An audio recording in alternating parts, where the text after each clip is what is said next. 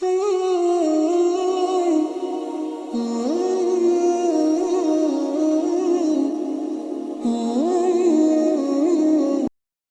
اللہ الرحمن الرحیم۔ سورہ انعام، سورت نمبر 6۔ شروع کرتا ہوں اللہ کے نام سے جو کہ نہایت مہربان بڑا رحم والا ہے۔ فَأَخَافُ مَا أَشْرَكْتُمْ وَلَا تَخَافُونَ أَنَّكُمْ أَشْرَكْتُمْ بِاللَّهِ مَا لَمْ يُنَزِّلْ بِهِ عَلَيْكُمْ سُلْطَانًا فَأَيُّ الْفَرِيقَيْنِ أَحَقُّ بِالْأَمْنِ إِن كُنتُمْ تَعْلَمُونَ۔ اور میں ان چیزوں سے کیسے ڈروں جن کو تم نے شریک بنایا ہے، حالانکہ تم اس بات سے نہیں ڈرتے کہ تم نے اللہ کے ساتھ ایسی چیزوں کو شریک ٹھہرایا ہے جن پر اللہ تعالیٰ نے کوئی دلیل نازل نہیں فرمائی۔ سو ان دو جماعتوں میں سے امن کا زیادہ مستحق کون ہے اگر تم خبر رکھتے ہو؟ الذين آمنوا ولم يلبسوا إيمانهم بظلم أولئك لهم الأمن وهم مهتدون۔ جو لوگ ایمان رکھتے ہیں اور اپنے ایمان کو شرک کے ساتھ مخلوط نہیں کرتے، ایسوں ہی کے لیے امن ہے اور وہی راہ راست پر چل رہے ہیں۔ ایک صحیح حدیث میں آقا صلی اللہ علیہ وسلم نے اس آیت میں لفظ ظلم کی تشریح شرک سے فرمائی ہے، کیونکہ ایک دوسری آیت میں اللہ تعالیٰ نے شرک کو ظلم عظیم قرار دیا ہے۔ وَتِلْكَ حُجَّتُنَا آتَيْنَاهَا إِبْرَاهِيمَ عَلَى قَوْمِهِ نَرْفَعُ دَرَجَاتٍ مَّن نَّشَاءُ إِنَّ رَبَّكَ حَكِيمٌ عَلِيمٌ۔ اور یہ ہماری حجت تھی، وہ ہم نے ابراہیم علیہ السلام کو ان کی قوم کے مقابلے میں دی تھی۔ ہم جس کو چاہتے ہیں مرتبوں میں بڑھا دیتے ہیں، بے شک آپ کا رب بڑا حکمت والا، بڑا علم والا ہے۔ وَوَهَبْنَا لَهُ إِسْحَاقَ وَيَعْقُوبَ كُلًّا هَدَيْنَا وَنُوحًا هَدَيْنَا مِن قَبْلُ وَمِن ذُرِّيَّتِهِ دَاوُودَ وَسُلَيْمَانَ وَأَيُّوبَ وَيُوسُفَ وَمُوسَى وَهَارُونَ وَكَذَلِكَ نَجْزِي الْمُحْسِنِينَ۔ اور ہم نے ان کو اسحاق دیا اور یعقوب، ہر ایک کو ہم نے ہدایت کی، اور پہلے زمانے میں ہم نے نوح کو ہدایت کی، اور ان کی اولاد میں سے داؤد کو اور سلیمان کو اور ایوب کو اور یوسف کو اور موسیٰ کو اور ہارون کو، اور اسی طرح ہم نیک کام کرنے والوں کو جزا دیا کرتے ہیں۔ وَزَكَرِيَّا وَيَحْيَا وَعِيسَى وَإِلْيَاسَ كُلٌّ مِّنَ الصَّالِحِينَ۔ اور نیز زکریا کو اور یحییٰ کو اور عیسیٰ کو اور الیاس کو، سب نیک لوگوں میں سے تھے۔ وَإِسْمَاعِيلَ وَالْيَسَعَ وَيُونُسَ وَلُوطًا وَكُلًّا فَضَّلْنَا عَلَى الْعَالَمِينَ۔ اور نیز اسماعیل کو اور یسع کو اور یونس کو اور لوط کو اور ہر ایک کو تمام جہان والوں پر ہم نے فضیلت دی۔ وَمِنْ آبَائِهِمْ وَذُرِّيَّاتِهِمْ وَإِخْوَانِهِمْ وَاجْتَبَيْنَاهُمْ وَهَدَيْنَاهُمْ إِلَى صِرَاطٍ مُسْتَقِيمٍ۔ اور نیز ان کے کچھ باپ دادوں کو اور کچھ اولاد کو اور کچھ بھائیوں کو، اور ہم نے ان کو مقبول بنایا، اور ہم نے ان کو راہ راست کی ہدایت کی۔ ذَلِكَ هُدَى اللَّهِ يَهْدِي بِهِ مَن يَشَاءُ مِنْ عِبَادِهِ وَلَوْ أَشْرَكُوا لَحَبِطَ عَنْهُمْ مَا كَانُوا يَعْمَلُونَ۔ اللہ کی ہدایت ہی ہے جس کے ذریعے اپنے بندوں میں سے جس کو چاہے اس کو ہدایت کرتا ہے، اور اگر فرضاً یہ حضرات بھی شرک کرتے تو جو کچھ یہ اعمال کرتے تھے وہ سب اکارت ہو جاتے۔ أولئك الذين آتيناهم الكتاب والحكم والنبوة فإن يكفر بها هؤلاء فقد وكلنا بها قوما ليسوا بها بكافرين۔ یہ لوگ ایسے تھے کہ ہم نے ان کو کتاب اور حکمت اور نبوت عطا کی تھی، سو اگر یہ لوگ نبوت کا انکار کریں تو ہم نے اس کے لیے ایسے بہت سے لوگ مقرر کر دیے ہیں جو اس کے منکر نہیں ہیں۔ مشرکین عرب نبوت و رسالت ہی کے منکر تھے۔ ان کے جواب میں حضرت ابراہیم علیہ السلام اور ان کی اولاد میں جو پیغمبر گزرے ہیں ان کا حوالہ دیا گیا ہے۔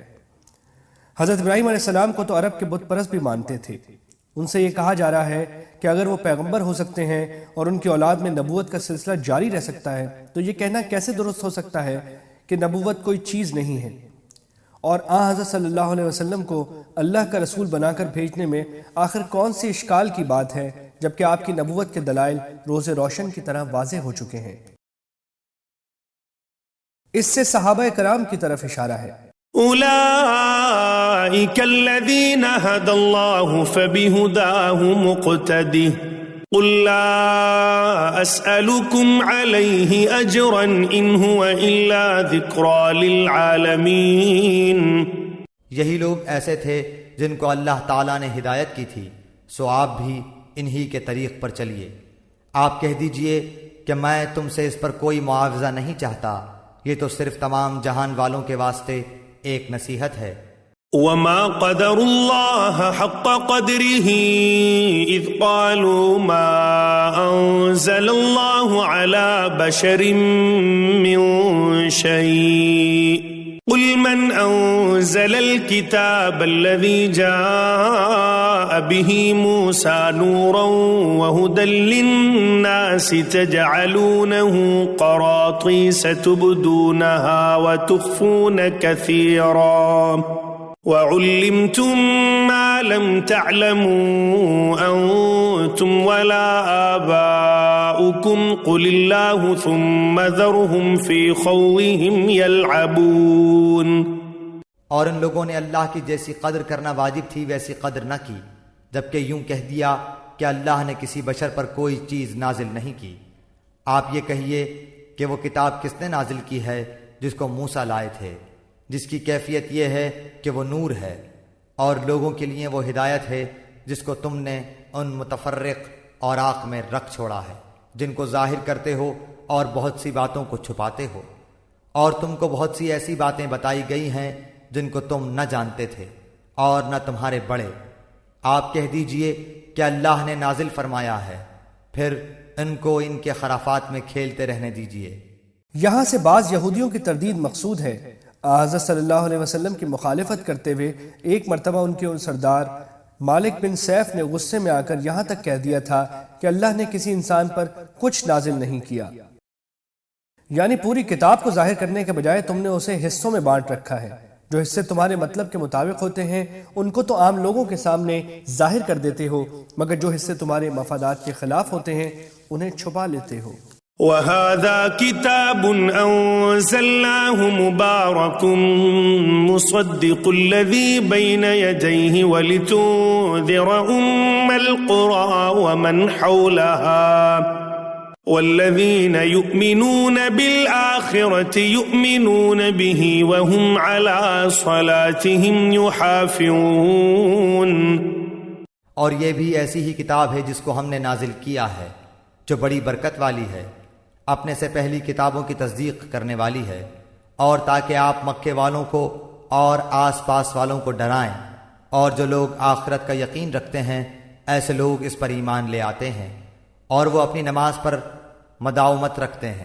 ومن أظلم ممن افترى على الله كذبا أو قال أوحي إلي ولم يوح إليه شيء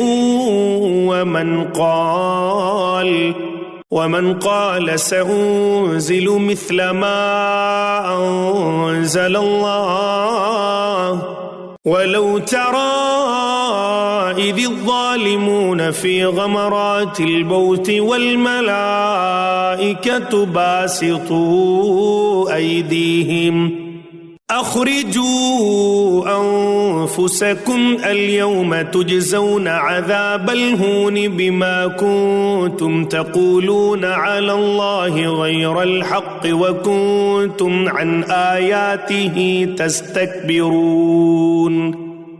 اور اس شخص سے زیادہ کون ظالم ہوگا جو اللہ تعالیٰ پر جھوٹ تہمت لگائے یا یوں کہے کہ مجھ پر وحی آتی ہے، حالانکہ اس کے پاس کسی بات کی بھی وحی نہیں آئی، اور جو شخص یوں کہے کہ جیسا کلام اللہ نے نازل کیا ہے اسی طرح کا میں بھی لاتا ہوں، اور اگر آپ اس وقت دیکھیں جبکہ یہ ظالم لوگ موت کی سختیوں میں ہوں گے اور فرشتے اپنے ہاتھ بڑھا رہے ہوں گے کہ ہاں اپنی جانیں نکالو، آج تم کو ذلت کی سزا دی جائے گی، اس سبب سے کہ تم اللہ تعالیٰ کے ذمے جھوٹی باتیں لگاتے تھے اور تم اللہ تعالیٰ کی آیات سے تکبر کرتے تھے۔ وَلَقَدْ جِئْتُمُونَا فُرَادَا كَمَا خَلَقْنَاكُمْ أَوَّلَ مَرَّةٍ وَتَرَكْتُمْ مَا خَوَّلْنَاكُمْ وَرَاءَ ظُهُورِكُمْ وَمَا نَرَى مَعَكُمْ شُفَعَاءَكُمُ الَّذِينَ زَعَمْتُمْ أَنَّهُمْ فِيكُمْ شُرَكَاءُ لَقَدْ تَقَطَّعَ بَيْنَكُمْ وَضَلَّ عَنكُمْ مَا كُنتُمْ تَزْعُمُونَ، اور تم ہمارے پاس تنہا آ گئے جس طرح ہم نے اول بار تم کو پیدا کیا تھا، اور جو کچھ ہم نے تم کو دیا تھا اس کو اپنے پیچھے ہی چھوڑ آئے، اور ہم تو تمہارے ہمراہ تمہارے ان شفاعت کرنے والوں کو نہیں دیکھتے جن کی نسبت تم دعویٰ رکھتے تھے کہ وہ تمہارے معاملے میں شریک ہیں، واقعی تمہارے آپس میں تو قطع تعلق ہو گیا اور وہ تمہارا دعویٰ سب تم سے گیا گزرا ہوا۔ ان اللہ فالق الحب والنوى يخرج الحي من الميت ومخرج الميت من الحي ذلكم اللہ فأنا تؤفكون۔ بے شک اللہ تعالیٰ دانے کو اور گٹھلیوں کو پھاڑنے والا ہے، وہ جاندار کو بے جان سے نکال لاتا ہے اور وہ بے جان کو جاندار سے نکالنے والا ہے، اللہ تعالیٰ یہ ہے، سو تم کہاں الٹے چلے جا رہے ہو۔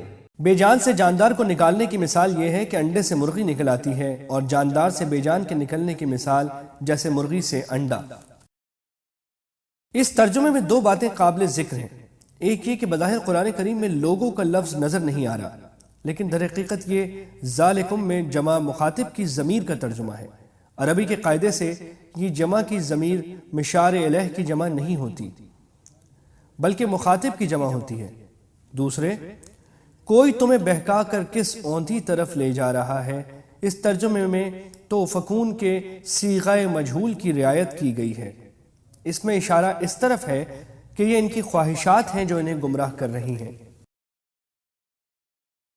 قلب بالحق تعلق وبغير تعلق يبكي يسأل حالكه فأتاه الوحي فأشرك اقرأ اقرأ يا محمد السلام عليك يا رسول الله السلام عليك يا حبيبي يا نبي